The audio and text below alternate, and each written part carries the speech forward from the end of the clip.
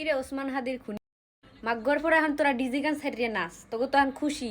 হ্যাঁ, তোরা ডিজে গান ছাড়িয়ে এখন ওই যে ডিঙ্কুরাকুর নাকুরাকুর নাচ দে গোলমার ফোরা। তোরা একজন ওসমান হাদি মারছো, হাজারটা ওসমান হাদি বাংলাদেশে বাইসিয়ে আছে, তোরা বুঝবি। এখন তো বুঝতে আসো না, তোরা ঠেলা বুঝবি এনে হুঁকের দিকে, বুঝছো? মানে কি কমু ভাই, ওসমান হাদি মোর কিচ্ছু হয় না, কিন্তু হ্যার মৃত্যুতে বিশ্বাস করেন মনে হইতেছে মোর আপন ভাই নেই। মানে এমন একটা ফিল হইতেছে, মনে হইতেছে মোর আপন ভাই নেই। এই মৃত্যুর খবর শোনার পর হইতে মানে মনে হয় বইয়ের মধ্যে কজ্জে বাকই গেছে এরিম।